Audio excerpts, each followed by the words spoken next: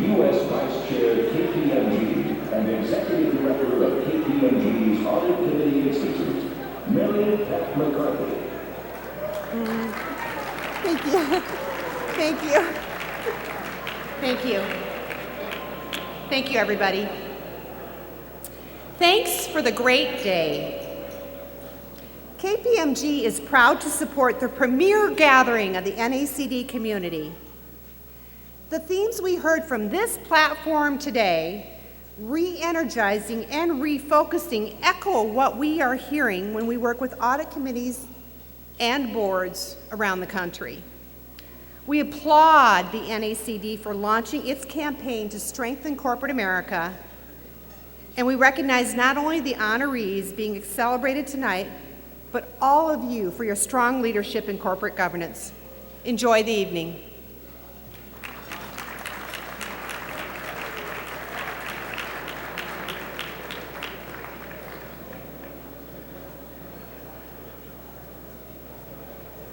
Thank you, Mary Pat.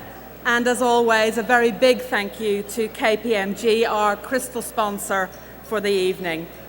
Our thanks too to Lockheed Martin and to Wilmer Hale, our two emerald sponsors of the Director of the Year banquet. Thanks too to all of our table sponsors this evening.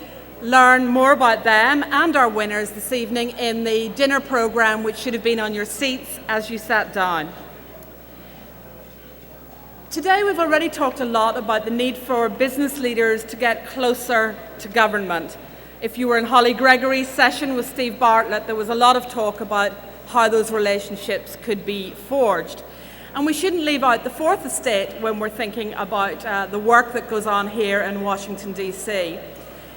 We know that if CEOs and directors have had a hard time this year from politicians, they have also suffered from the scrutiny of the media, and not just the business journalists. Our MC for this evening's awards, Norah O'Donnell, is the chief Washington correspondent of NBC News' 24-hour cable news channel, MSNBC. She's also an award-winning journalist and a regular contributor to the Today program, and you'll see her often on a Sunday morning on the Chris Matthews Show. Norah is a protege of the late Tim Russert and a former White House correspondent, so definitely politics rather than business is her bag. That said, she wants you to know that this evening she comes in peace, and she welcomes the chance not just to talk to you, but to listen and to learn. And she wants, of course, to join all of us in celebrating the achievements of our winners this evening. We've asked Norah to share her thoughts on the relationship between politics, the media and business, and what everyone has learned about each other in this last bruising year. Please, a very warm welcome for our MC this evening, Norah O'Donnell.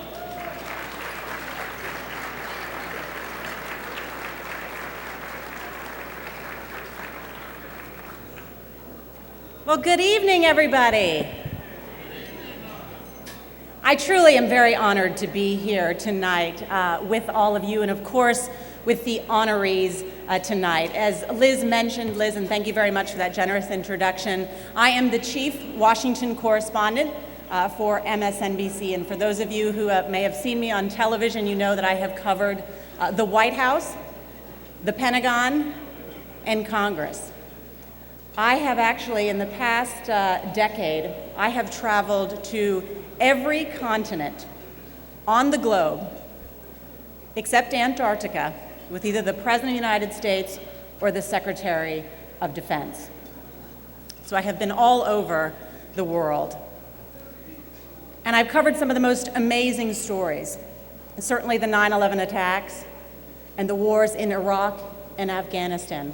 I was actually with Secretary Rumsfeld just months after the 9/11 attacks when he was the first high-ranking official to visit Afghanistan. So it's been a remarkable career, certainly I've had at NBC and MSNBC. But I must say these past 2 years have also been extraordinary. Extraordinary not just because we just, of course, had this historic election, right? But what has happened with our economy and what has happened with American businesses, and certainly world businesses.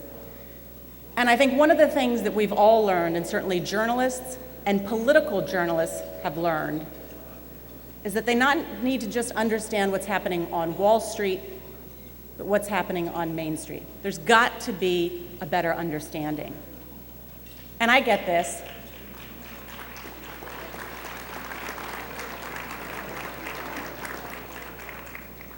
And I get this. My husband is a small businessman. At age 27, he opened up his first business.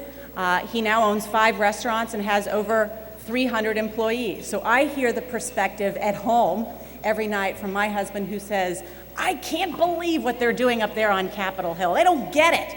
They don't get what healthcare is going to do to my business or the different things that they're talking about. They don't understand these different tax proposals. I hear the same thing too when we're watching morning television and he says, what are they talking about? They don't get it. Or I'm on the set on Morning Joe and my husband sends me a BlackBerry. Why don't you ask this member of Congress about this? So again, there has got to be a better understanding, a better cooperation, not just between journalists and business, but certainly those here in Washington.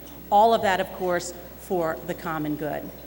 Tonight, of course, though, we are here to recognize the honorees. And we are also here to highlight the very best in business and to shine a light on a value that I hold very dear, and that is integrity. So, we will start with a few opening words about tonight's awards program, and a woman, of course, who embodies the ideal of integrity. Please welcome a woman with a distinguished history of corporate leadership, NACD's chairman and past director of the Year Award recipient, the Honorable Barbara Hackman Franklin.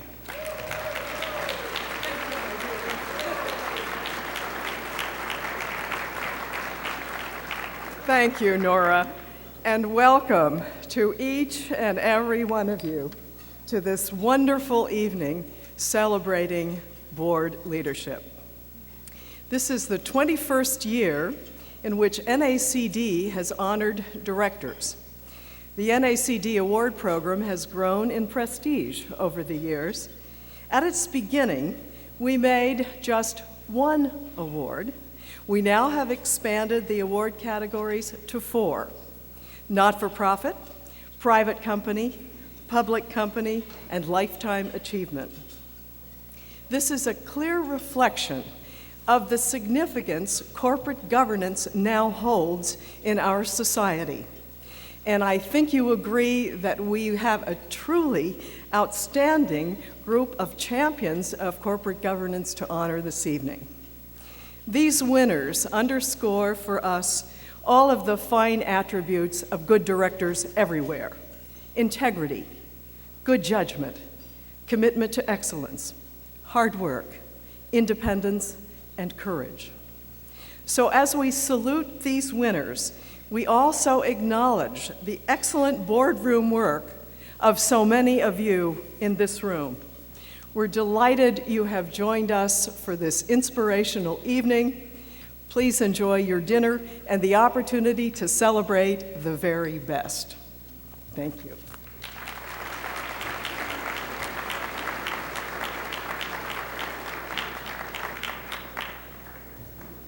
Just getting fun, everybody. All right, well, the NACD is all about continuous learning, and tonight's honorees can teach us a lot. Even, of course, directors deserve to have some fun sometimes. This evening is a chance to celebrate yourselves for all of your hard work. So let's get the evening off to a good start. We've got a little short film. This is lots of fun that addresses some of the challenges and, of course, complexities that are taking place in corporate governance and showing the leadership seen in the very best boardrooms.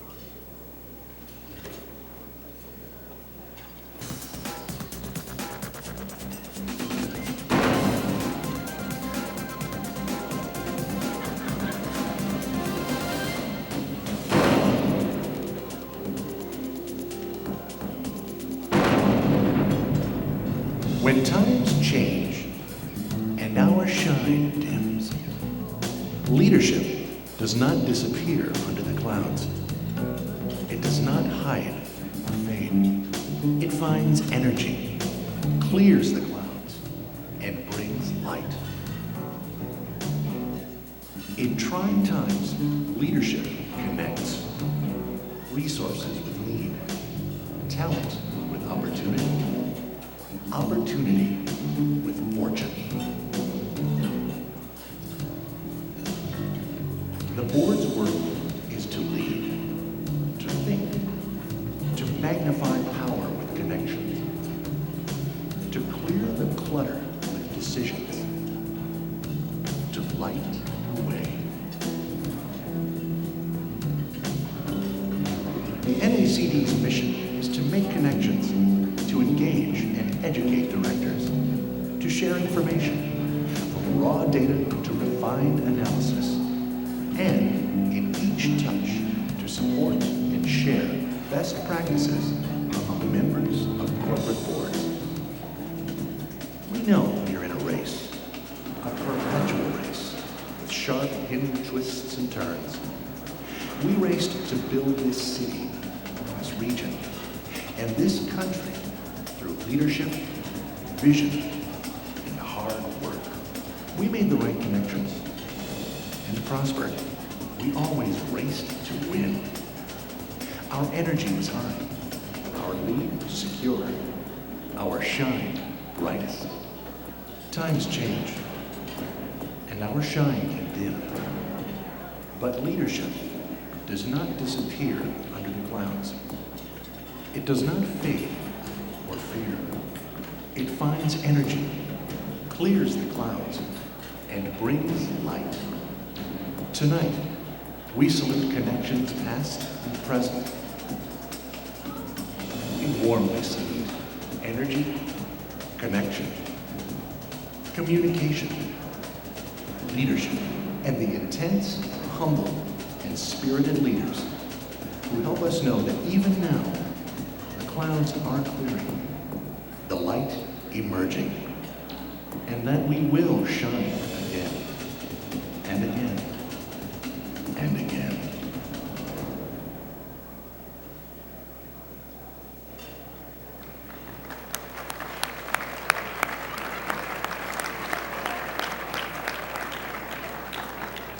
Our first presenter will present the Nonprofit Director of the Year Award.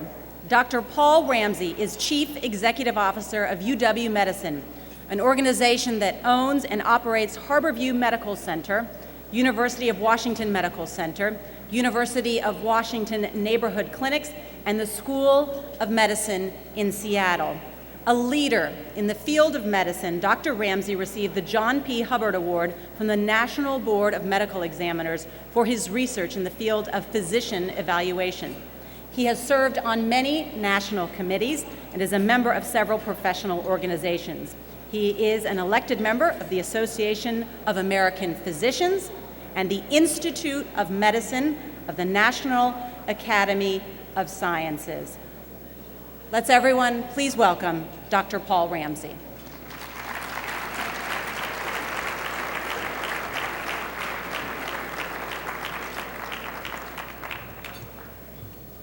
Thank you and good evening. I am pleased and truly honored to present this year's Nonprofit Director of the Year Award to Shan Mullen. This award is given to a director recognized by peers in the business community as a role model in promoting high professional standards for board performance. Shan Mullen meets, or I should say, in my opinion, exceeds the expected high professional standards. The facts that describe Shan Mullen's credentials are remarkable. Shan is a partner in the prominent international business practice of Perkins Coie. He has more than 45 years of experience representing clients in business transactions, including joint ventures, technology, licensing, merger and acquisitions, general corporate law, and really serves clients around the world. He led the international business practice for a number of years. Shan has served on numerous boards, diverse nonprofit corporation boards. These boards include the Greater Seattle Chamber of Commerce, the Trade Development Alliance of Greater Seattle, the Alki Foundation, the Norman Archibald Charitable Foundation, the Alliance for Education, United Way of King County, and many others.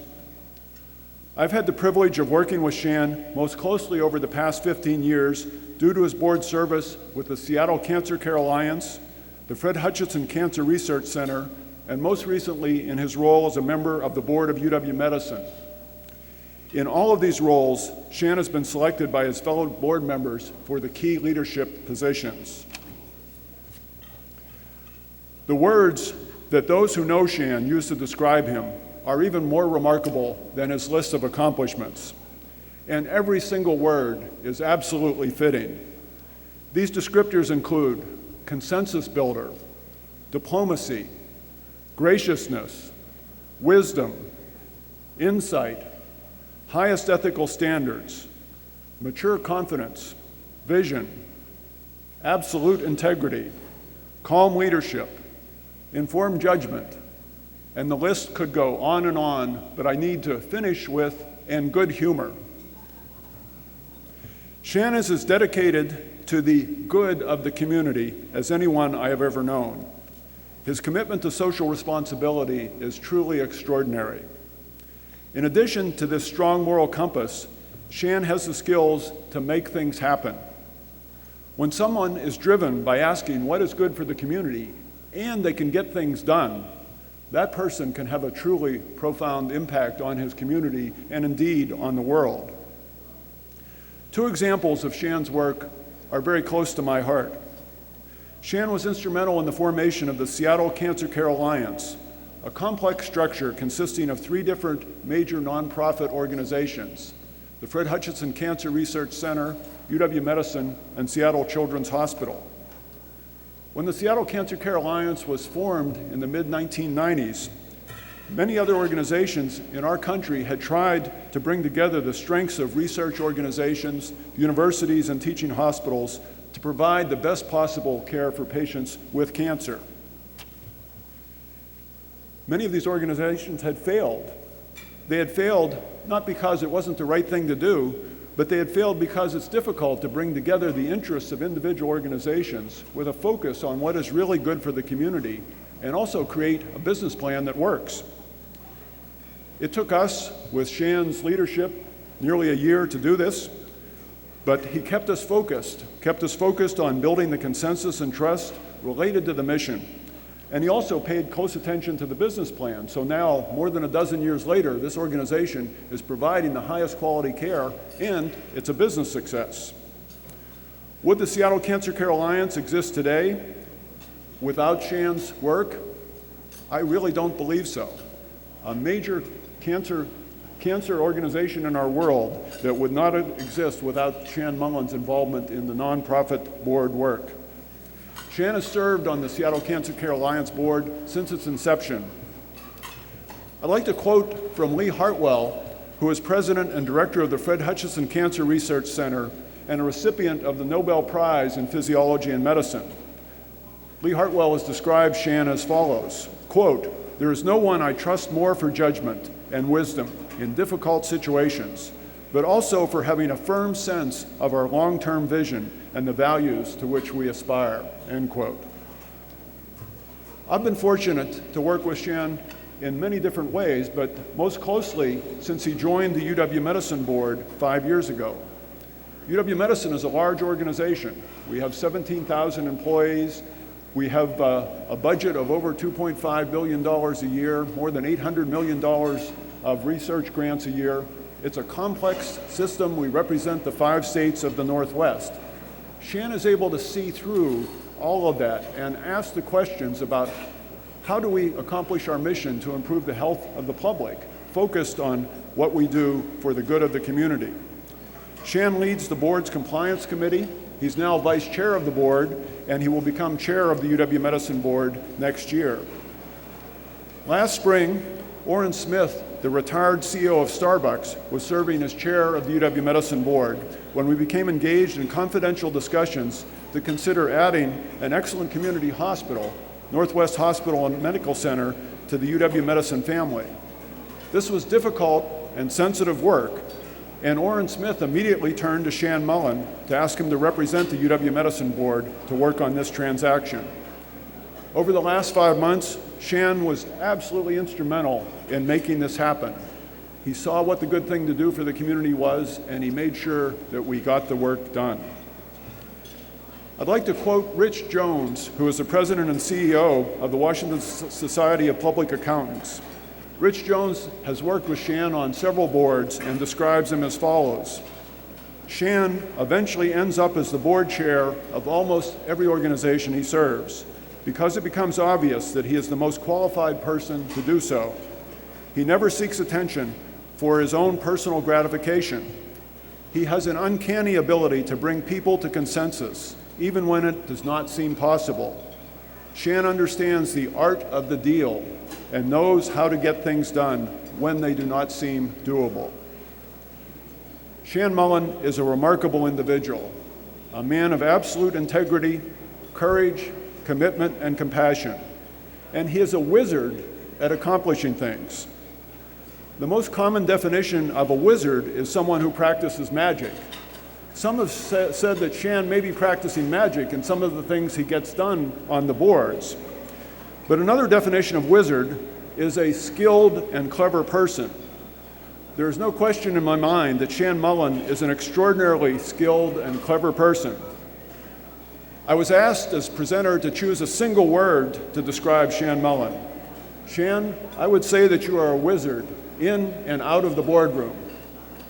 It is a great pleasure this evening to present the NACD Nonprofit Director of the Year Award to Shan Mullen.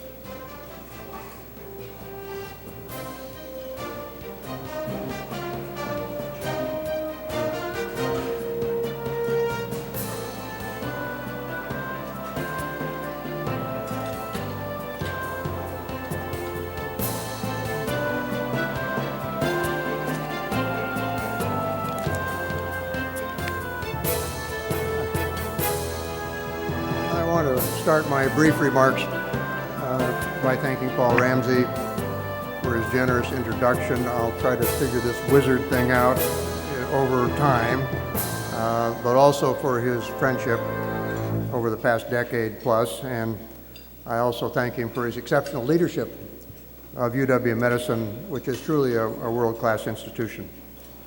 I also want to thank the NACD for creating this award for nonprofit board service. It's a special honor to receive this award following Rita Foley of Brooklyn, New York, who received the honor in 2007 and was the first recipient in the nonprofit category, and Sally Jewell of Seattle, coincidentally, the honoree last year in 2008, who I've worked with for many years and greatly admire. The selection of Rita and Sally set the bar very high.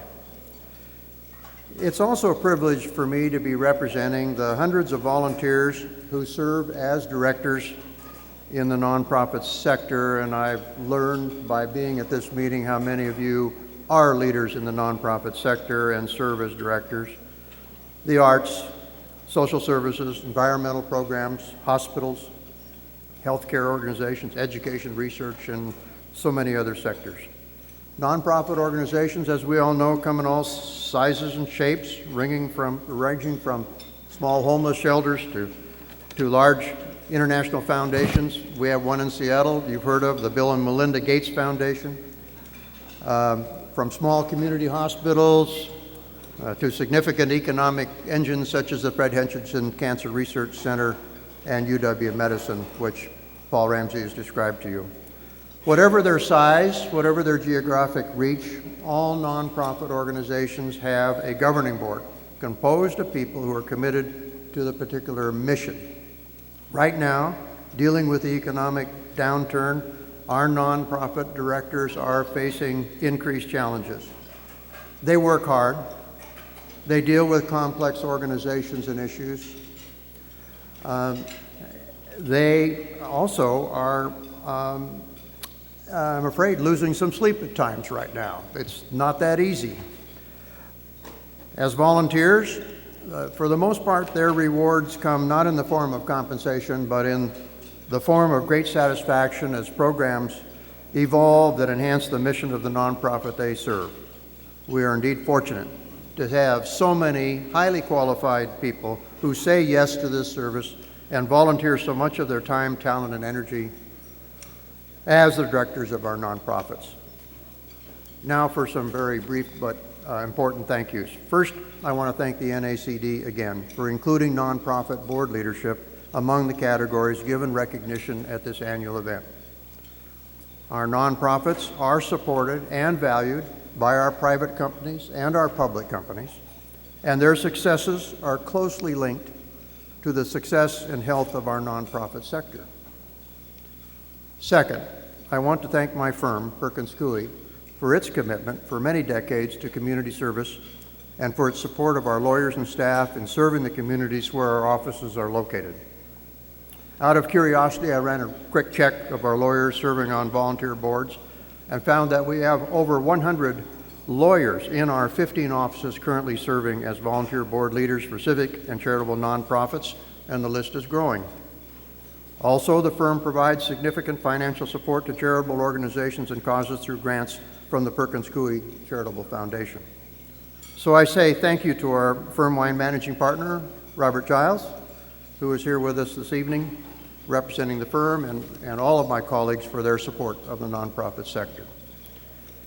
Finally, and most important, I thank my wife, Lee, who is here, our 4 adult children and their spouses for their support over the years.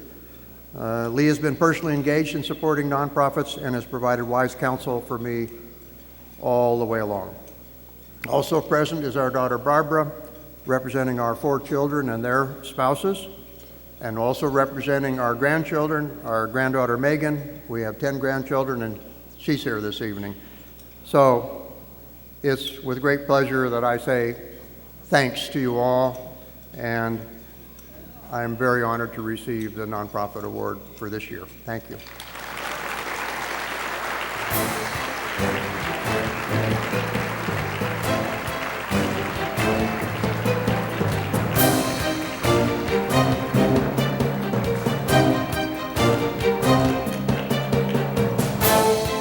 Hi, how you doing, everybody?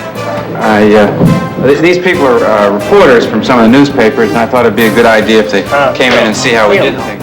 Leo, this is a very, very dangerous precedent. Mr. Farnsworth, we have a very full agenda today already, Mr. Farnsworth. I don't see that we have time for a press conference. Mr. Farnsworth!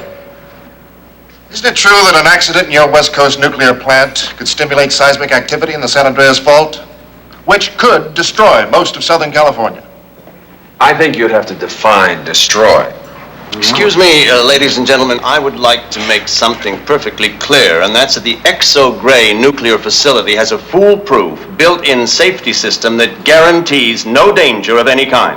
That's rubbish. Your response is to No keep danger? repeating- If there's no danger, how come we're in the middle of a lawsuit? We're not. It's a protest, not a lawsuit. Yeah, well, that's not the point. The point is that we're doing something wrong. I mean, everybody's suing us. Look, we got a lawsuit here from a refinery, we got a nuclear lawsuit, we got a guy here, we got a guy named Porpoise is suing us. Mr. Farnsworth, that's an ecological suit brought against our canning factory for destroying porpoises. Just 1 second, Francis. Oh, for God's sake, he knows that. We can porpoises? Our San Diego fleet is... As everybody here knows, we can tuna. And in netting the tuna, we are forced to kill a number of porpoises. And since they are mammals of alleged high intelligence, there's been an outcry. Yeah, well, yeah. I would just like to ask you a question. Yes. What the hell